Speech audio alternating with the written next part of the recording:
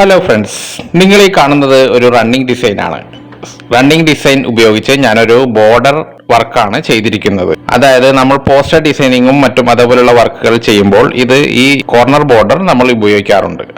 അപ്പോൾ ഈ വർക്ക് എങ്ങനെ ചെയ്യുന്നതെന്ന് നമുക്കൊന്ന് കാണാം. ആദ്യം വരയ്ക്കാൻ ഉപയോഗിക്കുന്ന ഒരു പേപ്പർ നമുക്ക് എടുക്കാം. അത് നിങ്ങൾ പോസ്റ്റർ ഡിസൈൻ ഇവിടെ ഞാൻ കാണിക്കുന്നില്ല, കാരണം ഇത് പോസ്റ്റർ ഡിസൈനിന് ആവശ്യമായിട്ടുള്ള ഒരു ബോർഡറാണ് ഞാൻ ഇവിടെ കാണിക്കുന്നത്. അപ്പോൾ ആ പേപ്പറിൻ്റെ രണ്ട് കോർണറിലുമായി ഈ ബോർഡർ വരയ്ക്കുന്നതിന് വേണ്ടി ആദ്യം നമുക്ക് രണ്ട് ബേസ് ലൈൻ ആവശ്യമാണ്. ബേസിക്കായിട്ട് രണ്ട് ലൈൻ.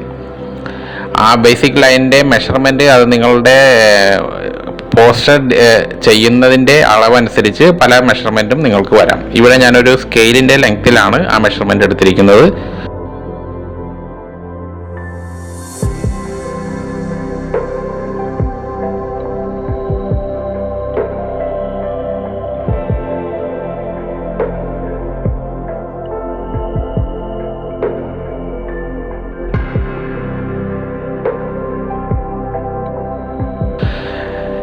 അത് രണ്ട് കോർണറിലും വരച്ചതിന് ശേഷം ഈ സെയിം ലെങ്ത്, അതായത് രണ്ട് ലൈനിൻ്റെയും ഇടയിലുള്ള ലെങ്ത് എന്താണോ ആ സെയിം ലെങ്ത് റേഡിയസ് വരുന്ന രീതിയിൽ കോമ്പസിൽ മെഷർമെൻ്റ് എടുത്തതിന് ശേഷം നമുക്ക് ഇനി ആ രണ്ട് ലൈനിൻ്റെ അകത്തായി ആദ്യം ആ കോർണറിൽ ഒരു മൂലയിൽ വരുന്ന രീതിയിൽ ഒരു സർക്കിൾ വരച്ചതിന് ശേഷം അതിൻ്റെ വലതുവശത്തേക്കും താഴത്തേക്കും സർക്കിളുകൾ ആഡ് ചെയ്യേണ്ടതാണ്.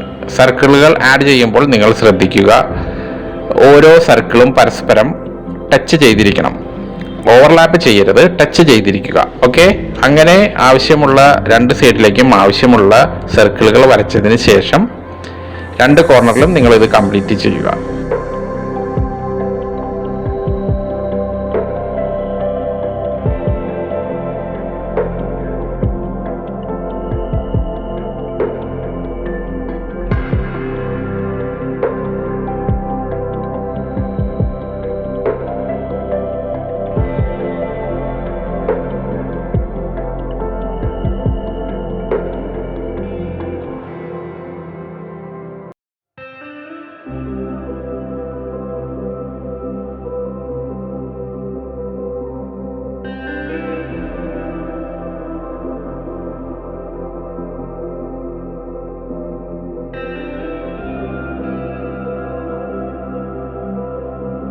എന്നിട്ട് ഈ ചിത്രത്തിൽ കാണുന്നത് പോലെ ഈ റണ്ണിങ് ഡിസൈൻ ആ സർക്കിളിനകത്ത് നിങ്ങൾ കംപ്ലീറ്റ് ചെയ്യാവുന്നതാണ്.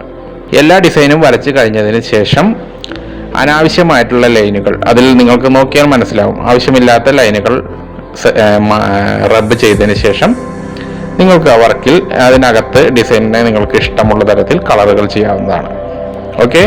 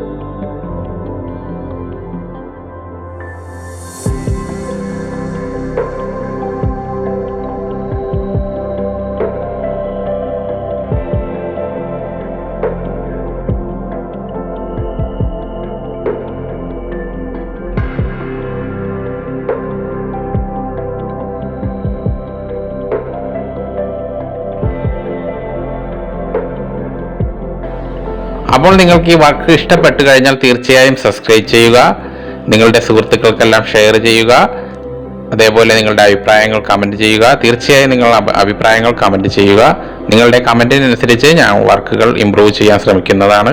അടുത്ത വർക്കുകൾ അതിനനുസരിച്ച് ഞാൻ ചെയ്യാവുന്നതാണ്. ഓക്കെ, അപ്പോൾ അടുത്ത ഒരു വർക്കുമായി വീണ്ടും കാണാം.